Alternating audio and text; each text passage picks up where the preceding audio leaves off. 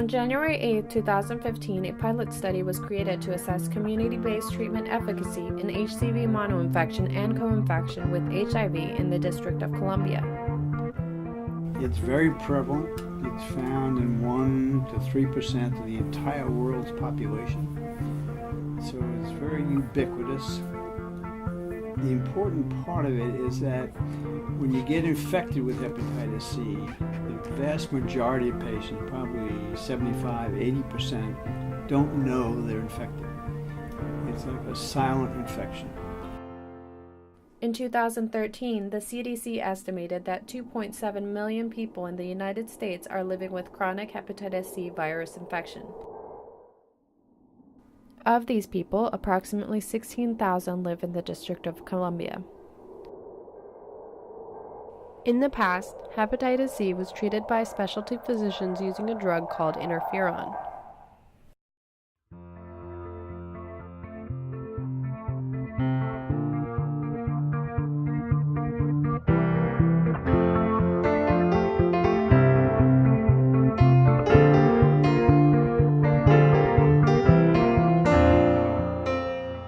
When the patients were taking interferon, we saw patients, the best correlation I would tell my patients is chemotherapy. So they would get the weight loss, they would get the nausea, the vomiting, they could get rashes, and they would feel really sick for the time that they were on the medications. It was 1 year. I did that for 1 year, and it wasn't easy. It was a very difficult year on interferon, very difficult year. And I also knew that my chances of clearing it were small. People treated with interferon and ribavirin have a cure rate of approximately 50%. I've been living with hepatitis C for approximately 13 years. And then when I told my husband, he went and he got tested. So he got tested and he said, I have it. We're gonna beat this thing. So that's when I tried the interferon and the pills, and I couldn't take it. I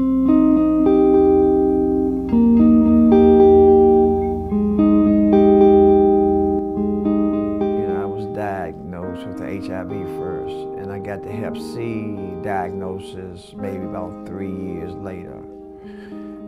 And I don't know. Matter of fact, when they probably tested me for the HIV, they didn't test me for the Hep C, but when I did get tested, my result was positive. People with HIV infection are at higher risk for hepatitis C infection and should be tested for hepatitis C. Approximately 1/3 of individuals with HIV are co-infected with hepatitis C. This is due to shared risk factors which include intravenous drug use, unprotected sex, and blood transfusions. I don't reveal this to anyone. Well, the only person that knows about my situation is my eldest daughter and my mom. When I was 40 years old, I got pregnant with my 16-year-old, and I went for a random HIV test, and I was positive. That crushed my world because I was 6 months pregnant, and I didn't live a lifestyle to be a candidate for HIV. But I was, and so they started doing other tests, and that's when I found out I had Hep C. But they told me that it didn't need to be treated right away. Well, I wasn't surprised. I'm gay. I've been gay since I was in high school. I know it, and I was born in 1947, and I grew up in the late 60s and 70s, and it was the era of sexual revolution, and people were, you didn't worry about things. You just went and got a shot in the butt, and you were on your way off and having another round of whatever it was. And I think the combination of, I discovered injectable drugs late in my life. And I don't know, I think it really went rampant. Intravenous drug use is the most common way hepatitis C virus is acquired in the United States. So most likely it was through intravenous drug use. So, so I've been clean now for over 8 years. Like one of my coaches said, well, if you miss it, you can always go back. You can always go back to shooting dope anytime. They're gonna be shooting dope all, so, and you think about it, you're not gonna always have these chances.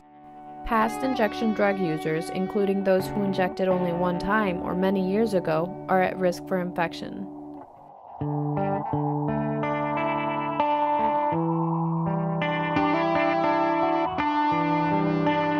You're treated differently, and not in the good way. And also even telling friends or, people you meet that you have Hep C, people look down on it automatically, I was afraid to tell my family. And when I told them, 2 of my children kind of like backed away from me.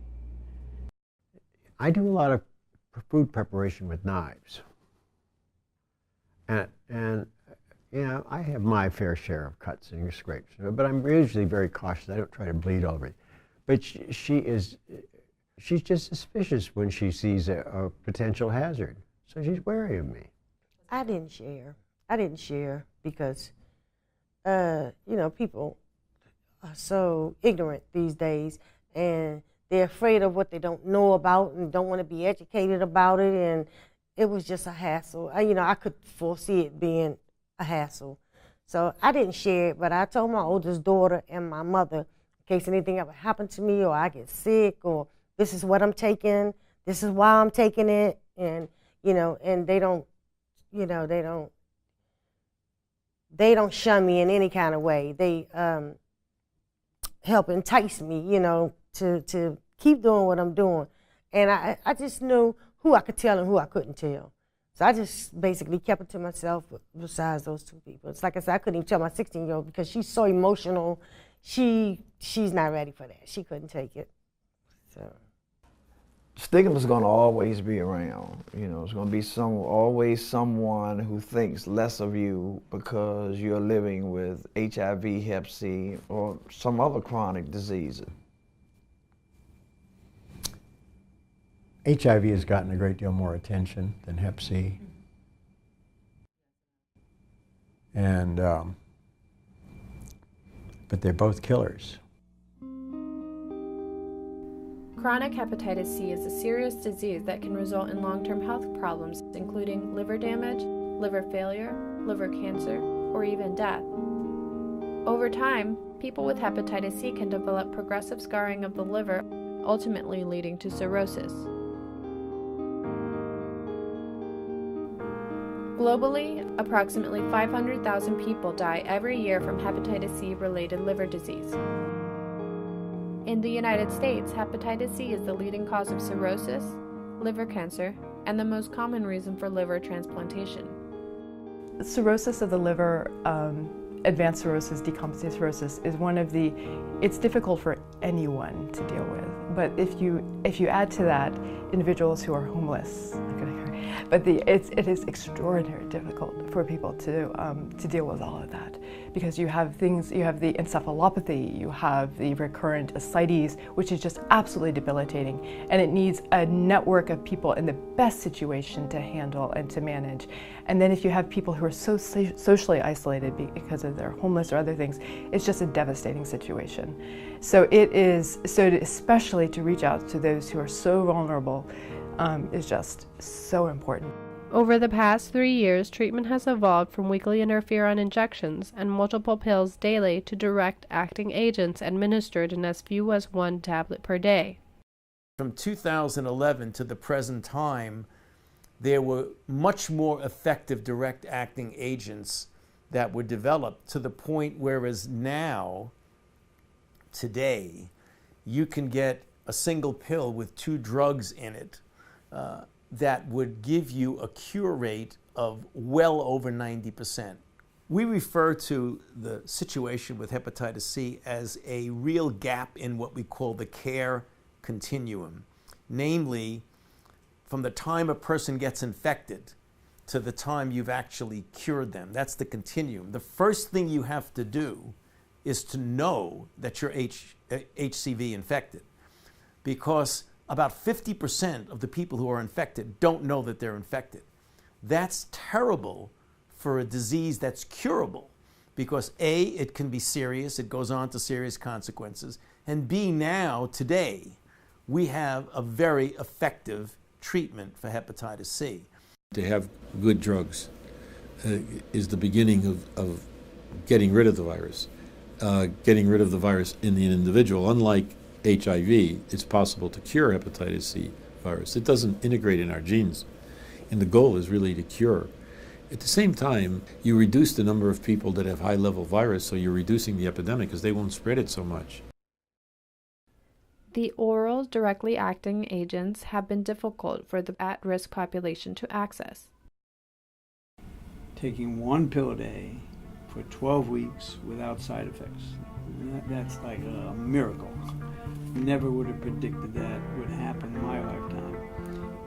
So it's really great.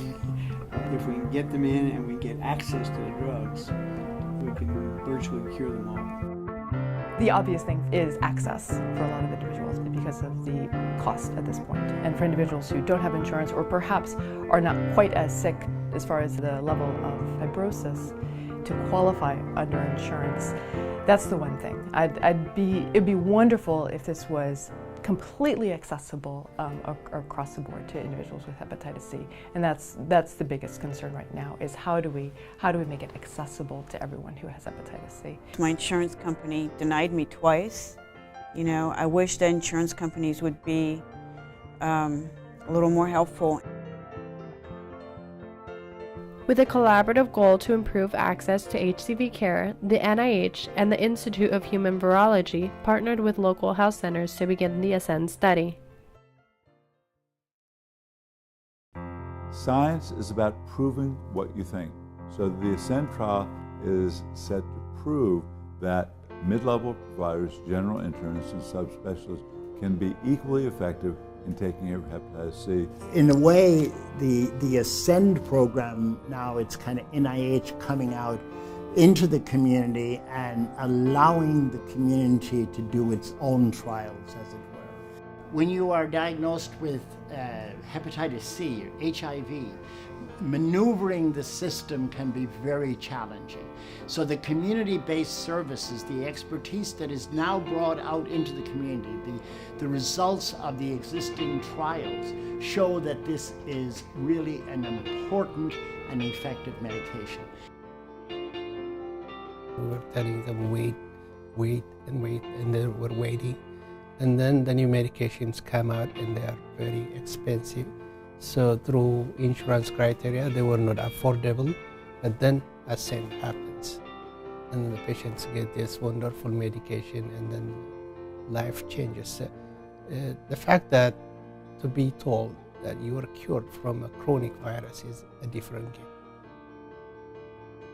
Participants were treated with the single pill Harvoni for anywhere from 2 to 6 months. My partner, I told you, he's been on his job 30 years. I've been in jail 30 years, off and on, you know, and I'm getting the same treatment that he's getting.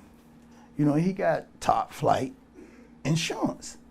Now that I am treating them for hepatitis C, and they are actually seeing themselves being cured, we've bonded in a little bit of a different way. Now they're understanding, first of all, I'm getting the medicines that everybody else in the world is getting, even though I'm a person coming from this area of town where there's such a high rate of infection, high rate of poverty, high rate of illiteracy. Having partnered with NIH to do this says that the research people really are thinking about the community people. It also shows that when we work together, when we really sit down and talk about what we can do, it's doable. I'm really grateful that you guys are trained. Going through it now, it just make it where, you know, I automatically get up. My pills is right here, because when I come in at night, I take them out the drawer and set them right there, because you can't miss. There were no at least to me, identifiable, effects from this, except, you know, hey, let's see if it works. Now I don't even feel anything, and I just make sure that I always take it with food and drink a lot of water throughout the day, and I don't really feel anything. I don't feel anything at all, except I'm starting to feel better. I didn't have any really bad side effects at all. My main concentration was, if I keep taking this medicine, my liver's going to restore itself and I'm going to be cured, and that's one less chronic disease that I have to worry about dealing with. I wanted for this 90-day period to be over so that I could see Miss Williams and she could tell me that I was no longer living with Hep C. You know, I haven't seen her yet. We just done the blood work, so I'm waiting for the results, you know. This kind of gives you hope. It kind of gives you a new lease on life, thinking, you know, it's not going to be a death sentence.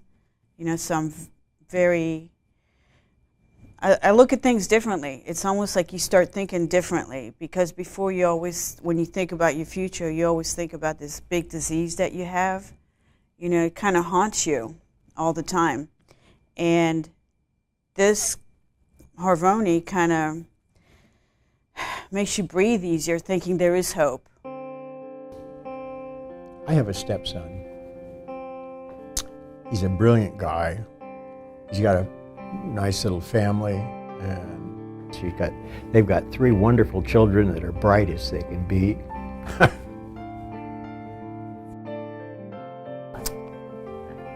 And I kind of like to see what's going to happen to them.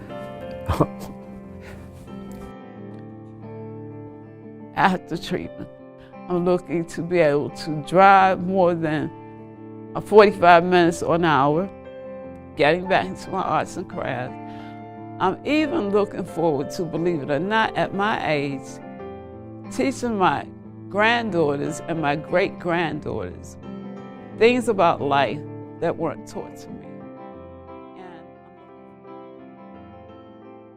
Over the course of the ASCEND study, providers shared their experience treating patients for hepatitis C. One pill, very little side effects, and cure is amazing. To be a part of that and to offer that to patients. It gives people peace to be able to put this behind them. The ASCEND study is a great example of how we bring research to the people and to a population that normally is not reflective in research. I think it's a great thing when we bring what medicine has to offer to people instead of waiting for people to come to where we are. In medicine, we hope, we see things get better and better. And so without research, nothing is going to get better. Without patient care and we don't have patient involvement in the research, we can't go anywhere. We can only do it in, let's say, mice or something. We can't prove anything. And we can't really help people. So the research that is practical and translational is geared towards helping patients. You need the patients and the patient care to go hand in glove with that.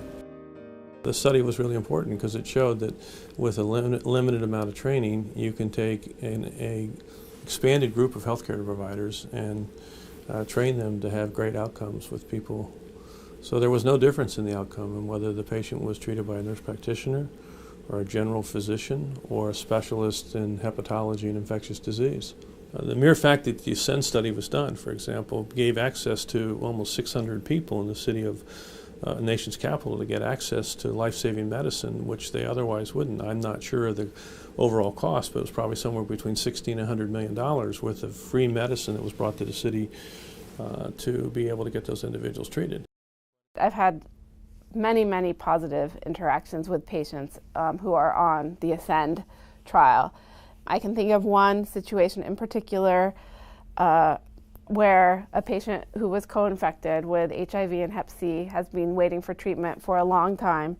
She got on the ASCEND study, was so grateful, and she actually called me the day that she took her last Harvoni. And she's like, I just want to let you know that I took my last Harvoni and that they told me I'm doing great. I know I have to wait to find out if I'm cured, but I just wanted to let you know that because it means a lot to me.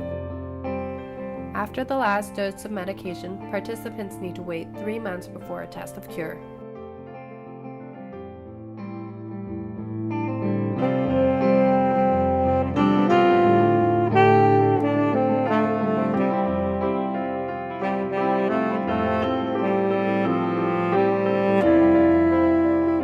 feel great. Yeah, I feel great. I'm very grateful, you know, to have been part of this study, and then to find out that I'm cured is like the best news you could ever hear, you know.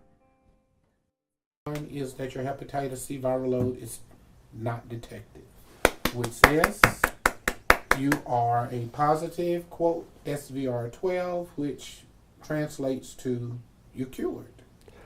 Okay? You know, all these numbers which mean nothing to me. The one thing he said was, you are clinically cured. That's what he said. That's what I like to hear.